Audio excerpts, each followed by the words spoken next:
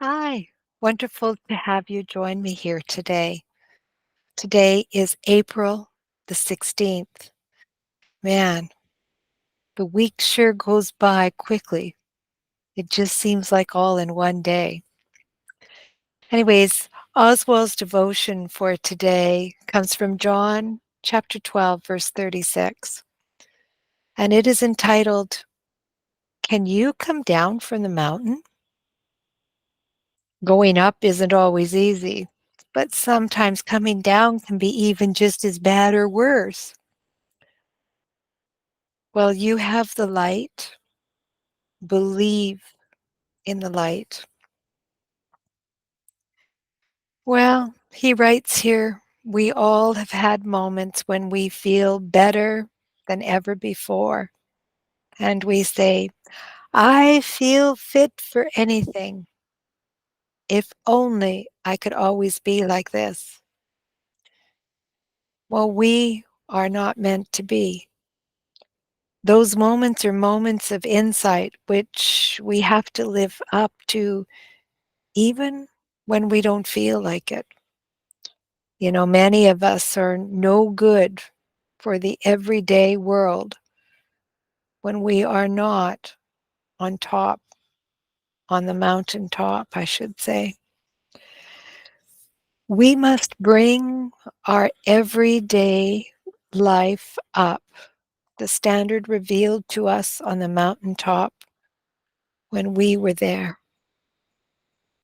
Never allow a feeling that was awkward in you on the mountaintop to evaporate. Don't place yourself on the shelf of thinking. You know, how great to be in such a wonderful state of mind. Act immediately, do something, even if your only reason is to act is that you would rather not. If during a prayer meeting, God shows you something to do, don't say, I'll do it. Just do it. Pick yourself up by the back of the neck and shake off your fleshly laziness. Laziness can always be seen in our cravings for the mountaintop experience. All we talk about is our planning for our time on the mountain. We must learn to live in the ordinary gray day to what we saw on the mountain. Don't give up because you've been blocked and confused once. Go after it again. Burn your bridges behind you and stand committed to God by an act of your own will. Never change your decisions, but be sure to make your decisions in the light of what you saw and you learned on that mountain. What a beautiful thought, and how encouraging to keep going up and up and up and up and up.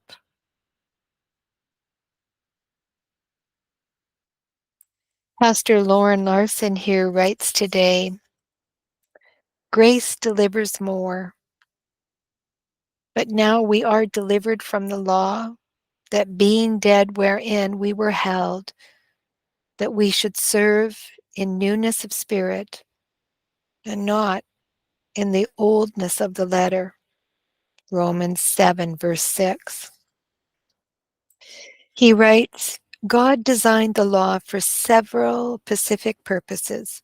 One of the key purposes was to educate man as to the moral nature of the God that created him.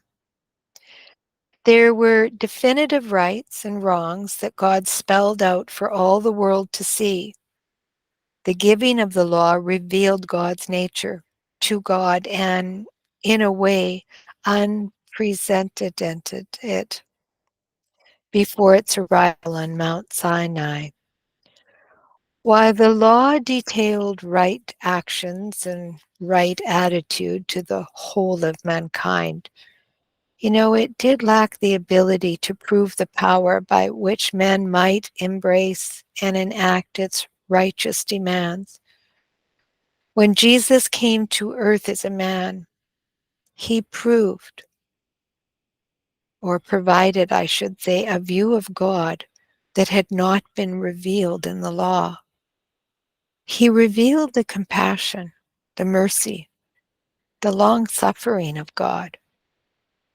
Yet at the same time, he always maintained the righteousness that was prescribed by the law. By his death on Calvary, he provided the means by which men might be saved and live righteously. This was necessary because the law could not provide either.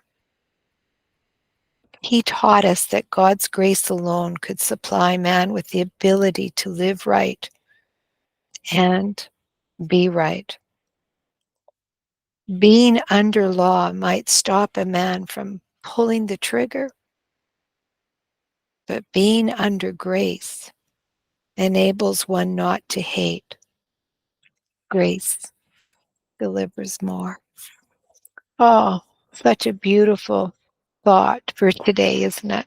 I got a hair on my notes, sorry. Little annoyances of the earth, isn't it? And I'll just finish up here today with my prologue, and it's from 1 Corinthians 15, verse 34. On waking from sin, and the scripture is, awake to righteousness and sin not. The thought here today is the Apostle Paul gives this commandment in relationship to the resurrection of Christ. Since he had enumerated many proofs of the resurrection of the Lord, he decisively commands the faithful to awaken to righteousness and to sin no more. Why does the apostle make our wakefulness contingent on the resurrection of the Lord? Because the resurrection of Christ from the dead is the main rebuttal to sinning. And because nothing else in this world could turn us away from sinning as surely as knowing that the Lord resurrected from the grave and now sits alive on the throne of glory, awaiting us at his judgment. Having acquired this knowledge, sinning is utterly absurd. Having acquired this knowledge, waking from sin is perfectly natural and reasonable. Awake to righteousness, not half-heartedly, but completely. Dismiss from your minds even the remembrance of sin. For sin is like a plant that can grow either in the most parched places, one drop of moisture and a seemingly withered plant becomes green. One remembrance of a seemingly long forgotten, dead sin makes it come to life and become stronger. The heathens who sinned without having the example of the resurrection of the dead will have some justification at the judgment. They will say, there was nothing powerful enough to awaken us from sinning. We believe that the grave was the final delta of the river of human life, for we did not have any proof of life after death. Thus will the heathen speak, but how will you Christians justify yourselves? You who have learned of the resurrection of Christ and the judgment, and yet have continued to sin. How are you going to justify yourselves? My brethren, awake to righteousness and sin not. For Christ is risen from the grave. O resurrected and living Lord, help us to awaken from sin once and for all.